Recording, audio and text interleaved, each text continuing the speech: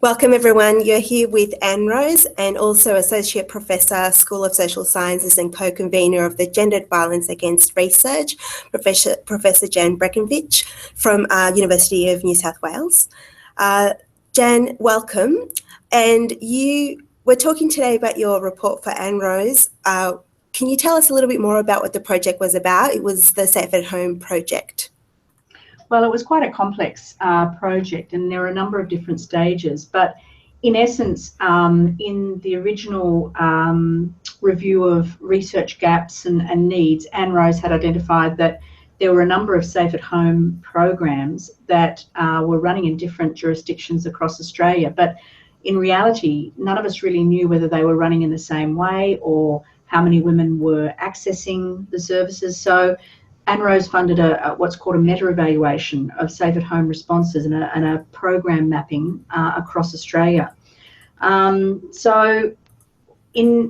Just to identify how ANROWS saw Safe at Home programs, basically what they were thinking is that Safe at Home programs or responses or strategies or initiatives were those that aim to keep women and children in their own home or out of specialist homelessness services.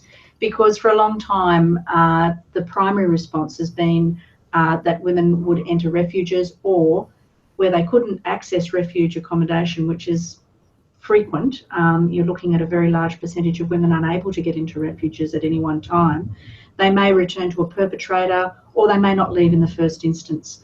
So Safe at Home responses were intended to try and help women stay in their own home or a home of their choice, and that the perpetrator would leave and be the person who was not accessing their own home.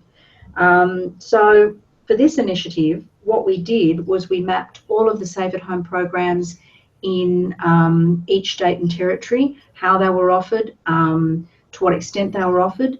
And from that program mapping, we identified which programs, which initiatives, which responses have been evaluated.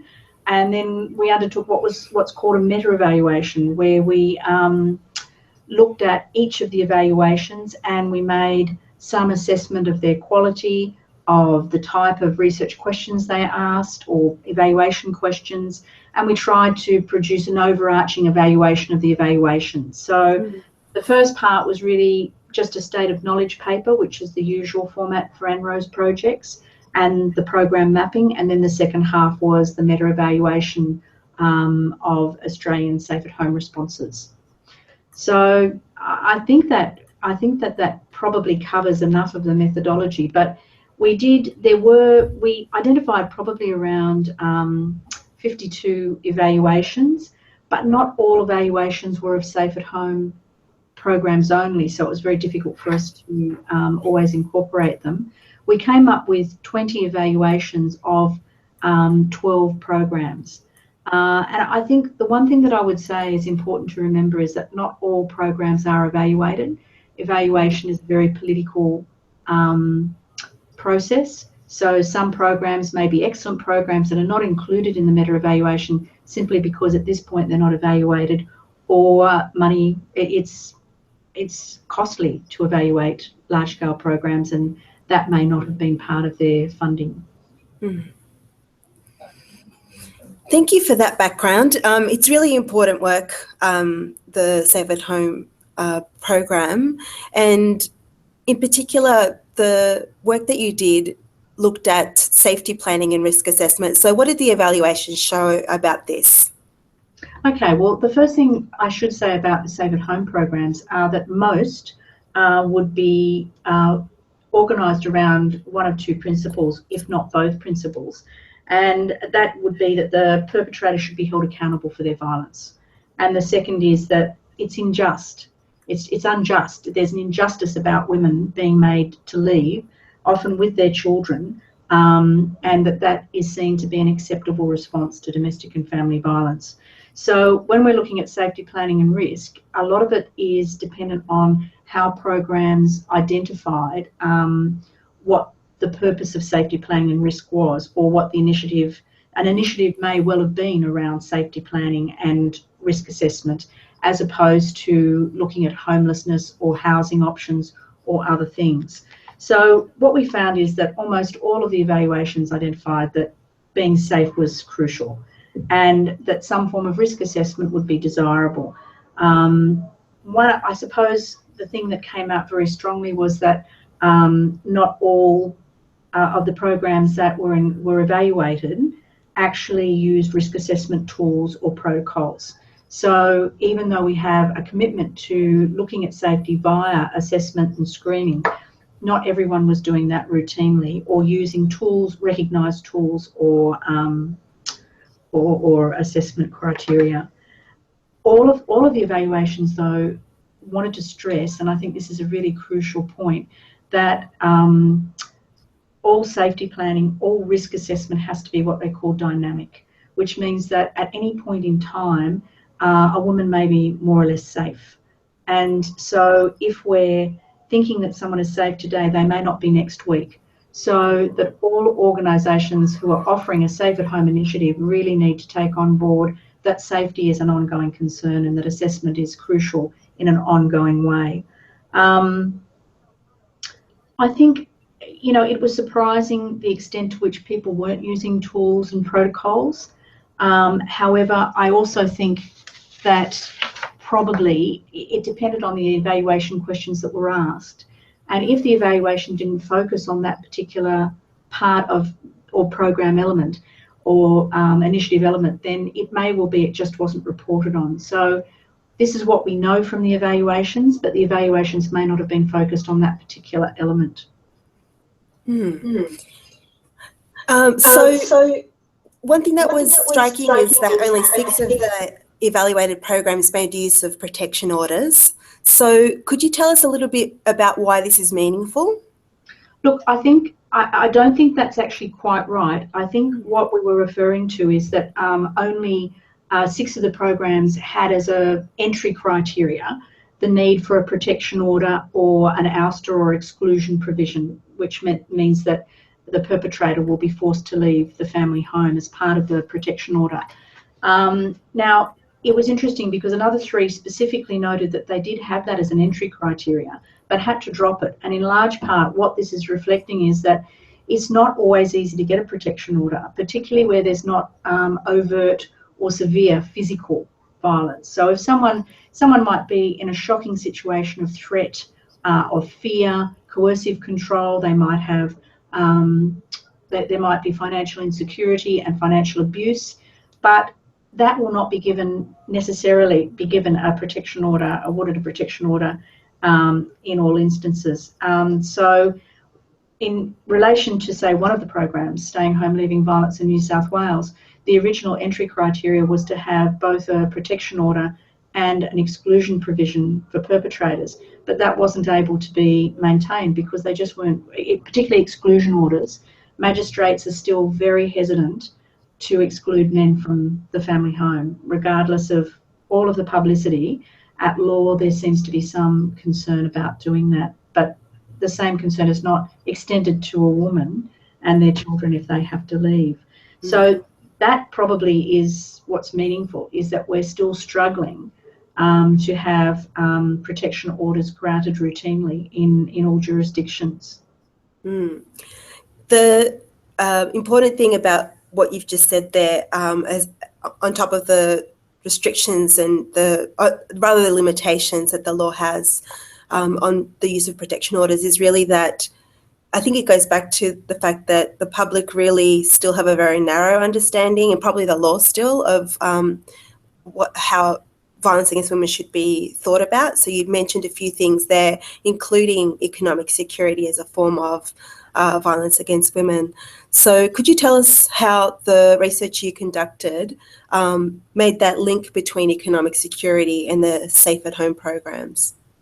Look, I think for a long time, workers in the field have recognised that for women to be able to successfully leave and to not go back to a perpetrator, they need to have some economic security. And there's a growing body of research indicating that where women have the capacity to remain in their own home, which is part of economic security, but also to not go into poverty, which we know is the outcome for very many women when they leave, that they will have a more successful trajectory of staying away from the perpetrator, and also their children to have a better outcome and experiences.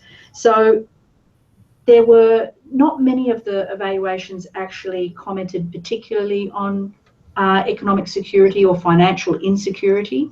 Only a couple actually reported on in their monitoring data that they looked at helping women get back into employment or to develop further skills through going back to TAFE or university or upskilling, whatever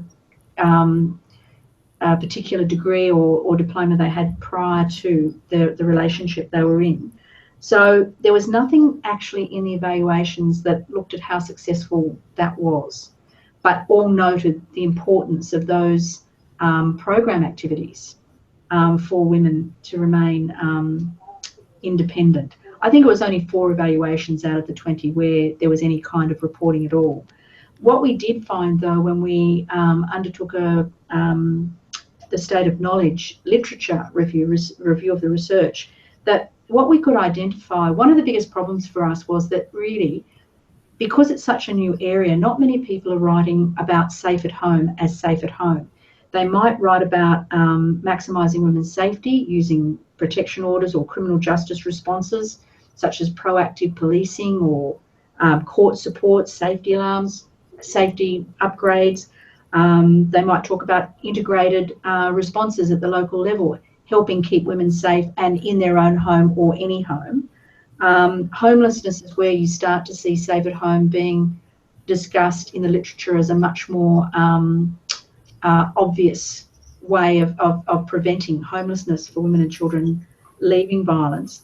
But the thread that actually probably connects all of this is the stuff around economic security, that where women can remain in their own home, where they can be either stay in their employment, and there's a lot of work being done, particularly at our university, around helping employers support victims of domestic violence remain in their employment, then there are better outcomes. So even though only very few of the evaluations identified this as an issue, I think if we looked more now, you would be seeing a growing literature about this. Thank you. There were a couple of key ways in which the jurisdictions thought about and offered safe at home responses. So could you tell us, based on your research, what are the policy implications of these approaches, and what do we actually mean when we talk about good practice for safe at home? Look, it's only when you start looking at it, and it was really the program mapping as much as the meta-evaluation, that where we started to see that there were differences across the jurisdictions about how they understood safe at home. And when we looked at trying to categorise how safe at home was offered, really 6 were probably offered as a program, where 6 of the 12 were offered as a program of some sort, where there's some form of overarching case management. And in the programs, it was more likely that they were seen to be oriented towards housing and homelessness, but not exclusively. So they weren't housing constrained. They were certainly looking at other issues that might arise for women when they leave domestic and family violence. And of the remaining ones, 4 were really policy or legislative responses. So looking at how best to coordinate protection orders and court support and proactive policing at that local level. So the focus there was on safety as opposed to homelessness. Now, obviously, both are important for women in any situation. And I should also add that at no point do any of the programs or the researchers, us as researchers, see that safe at home would replace refuge accommodation. In fact, we could increase refuge accommodation and that still wouldn't be servicing anywhere near the needs of the number of women and children who require accommodation. So when we went through all of this, what we saw was that there are 2 different ways, and we saw stay-at-home programs and safe-at-home programs was the way we looked at it. So if the programs, Safe at Home programs, seem to be split into two different types of delivery. The first is sort of like the integrated criminal justice strategies, focusing on safety or managing perpetrators via risk assessment, protection orders, or exclusion provisions. And these are the ones that are safe at home. So wherever women are living, they're designed to help to maximise safety. And I would say that they're not only around the protection orders and proactive policing. It could be the use of safety alarm, which is increasing in many of the jurisdictions. And that's, of course, linked to more proactive policing and different types of policing. But it could be using brokerage money to increase the security of a property. So security upgrades, CCTV cameras, locks, bars on windows, whatever. Anything that will allow a woman to feel safer in the home that she's inhabiting. But the thing about all of these initiatives, and they are usually not programs, they are more initiatives or responses, is that they're not necessarily only able to be accessed by women and children leaving domestic and family violence. In fact, many of them could be accessed by anyone who's at risk of any kind of violence perpetrated by someone else. So they're not necessarily safe at home only. The other type of provision is what we call a stay at home, which is very much where a program is offered, and different states, Western Australia, South Australia and New South Wales, and even some in Queensland, look at providing a wraparound. So acknowledging that women who leave a violent relationship might have many needs. A primary one is going to be their housing and accommodation. So that might be a focus, not the only focus, but there's not a narrow definition of housing needs. And so the program will offer a range of different suite of services to women. So they won't necessarily offer only one or two things. They will respond to individual need and what might be useful for a particular individual. Now, I guess the problem with this is, and this is one of our key findings, is that we all assume that we understand what safe at home means, and we use it often in very self-evident ways, that we're all talking about the same type of provision, and we're actually not. And that's what both the program mapping and the meta-evaluation showed very clearly. So there's no definition of what constitutes safe at home, which means it's very difficult for us to benchmark best practice or good practice. And it's not to say that there aren't some fantastic practices out there. There certainly are. Some of the work being done in this space is truly remarkable. But it means that in the evaluations, it wasn't very easy for us to come up with a universal way in which these programs or responses should be offered. And so best practice is highly contested. It's able to be contested. Different people will feel different things are important.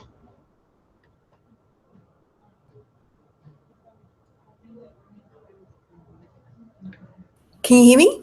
Yes, now I can. So you were talking about different things being important and just the diversity. You started to talk about the diversity of the programs and how they're understood, but there was also a range of diversity in terms of the outcomes you were for different groups of women. So more broadly, how did that diversity come through, and how does it factor into the Safe at Home programs? Look, I think that there is probably some excellent work being done in all of the programs, but again, it comes back to what evaluations choose to report on.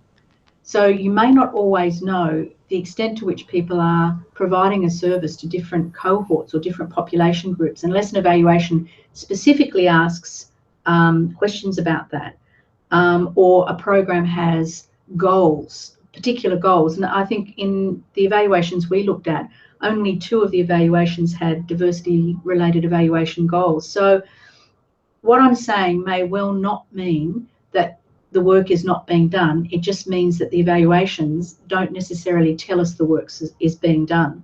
And I think one of the criticisms that I would have about evaluations more generally is an assumption that if you collect monitoring data, that's adequate. So all of the evaluations would have had monitoring data to various extents around Aboriginal and Torres Strait Islander women, women with disability, and women from CALD backgrounds, although often that data around CALD background it's not split into refugee versus non-refugee groups, and there's very big differences within that group. It's a massive group that almost is rendered meaningless in some ways, because you can't make assumptions that that group is homogenous or that they've all got the same needs. So monitoring data isn't accurate. But it's true to say that most of the evaluations had some monitoring data around disability. One of the groups that was specifically noted in the evaluations was rural and remote geographic location and the clients there. And it does seem that for very many women who are in those locations, because of the geographic difficulties, they're often excluded from safe at home provisions because police can't get there in time, or it doesn't make sense to have security upgrades are not going to help someone when someone has a gun. You know, there are some very particular issues around the provision of services for rural and remote clients, let alone rural and remote clients who are at the intersections of all of those groups, because it's also true that the evaluations don't tell us how many Aboriginal and Torres Strait Islanders, women with disability who live in a rural and remote area, how it affects, how beneficial it is for them to seek safe at home or not. I think one of our take-home findings, though, is that probably for both CALD and for Aboriginal and Torres Strait Islander women, I think we need to think differently about how we conceptualise home, and I don't think we've got it right yet. I think that we need to work far more with different groups of women about what would be helpful for them. And I think I feel more confident that with Aboriginal and Torres Strait Islander women, that conversation is emerging and they are very clear. I'm not sure with many CALD groups, particularly refugee groups, that we've even begun that conversation meaningfully. Mm. So everything you're saying really resonates with obviously the priority areas here for ANROWS, which are specifically outcomes for Indigenous Australian women, and looking at the intersections, as you talked about, culturally and linguistically diverse groups and refugee women, and thinking about how different factors actually mean that women who experience violence are not a homogenous group, and as you've said so clearly, there needs to be different responses tailored to different women who live at different intersections in terms of their socioeconomic and cultural backgrounds. So there's a lot of, your research has done an amazing job at really identifying a lot of the gaps, and also that the range of responses. And the really great thing that you've also done is to look at some recommendations for how to address the gaps that your research has come up with. So what are the messages here for policymakers and practitioners? What are the things that they might consider when we're looking at the future of the Safe at Home programs? Look, I think one of the things that I do believe really strongly, and I'll start with practitioners, is that most of what we do, we should be listening more to what works at that ground level, because I think a lot of the practitioners have the day-to-day experience of what it's like to try and manage and help someone manage staying in their own home or a home of their choice, or staying out of specialist homelessness services. They've got those ideas already, and I think so research that comes from the actual work being done is important. So practice-informed research is crucial. I think I would also say to organisations, and I think some organisations are actually doing this and very committed, that it would be fantastic to facilitate a culture of inquiry. Like, rather than being concerned about what evaluations show, what can they produce that's helpful, that's effective, and really helping workers to put forward their ideas and views, because that kind of culture of inquiry is what actually helped in some of the evaluation work we've done in other areas, really helps where you've got workers on board and really wanting to know what's helpful.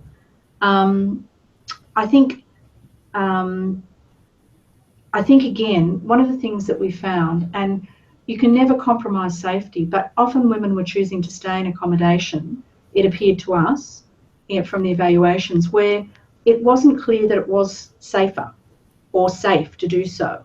So what is it that helps women make the decision to stay?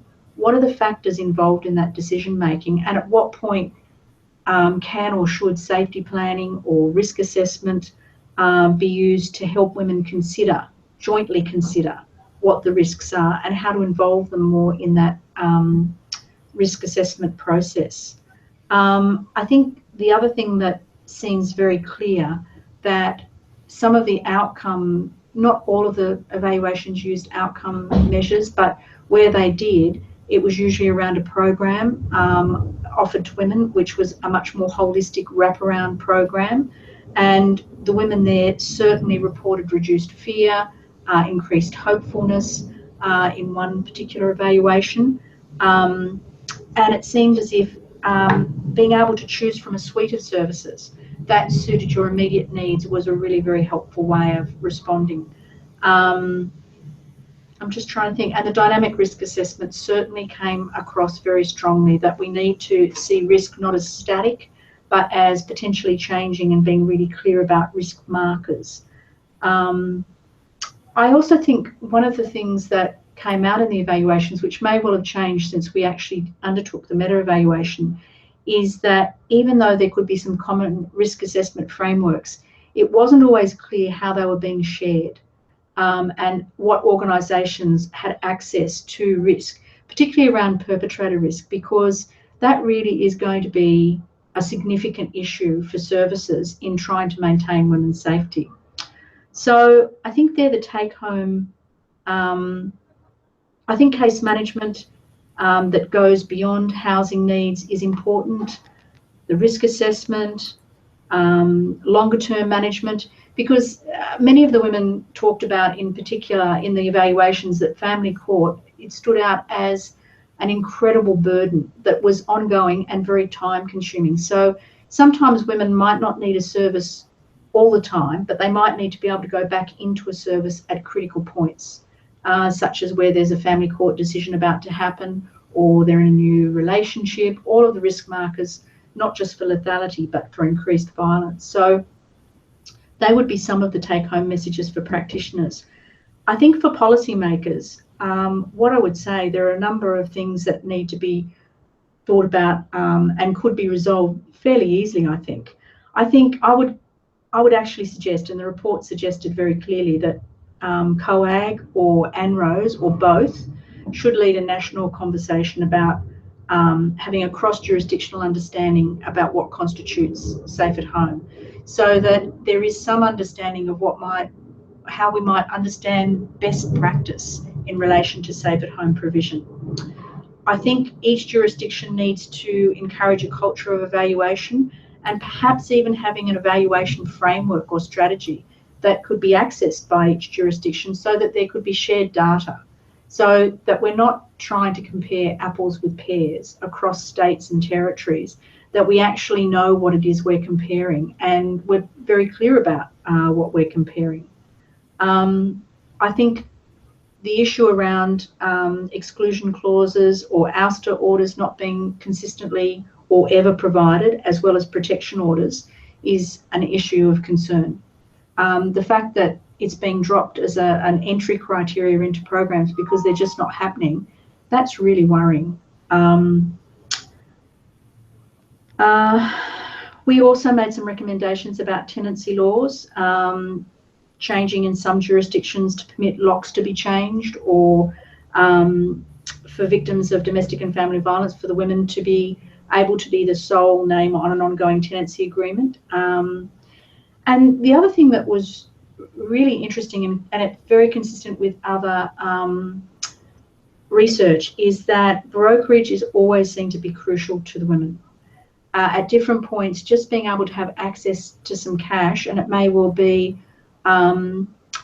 in particular for medical care for themselves, for the child, psychological assistance, is really important. But in some programs it was noted that the use of brokerage was very inflexible and very limited. And so what we would be saying is that to really think about brokerage as being a very important program element or element of any type of safe at home response, because it does allow more to be done to enhance safety upgrades or to help women with counselling needs, whatever it might be, whatever their particular issue is, or with bond or accommodation. All of those things are crucial.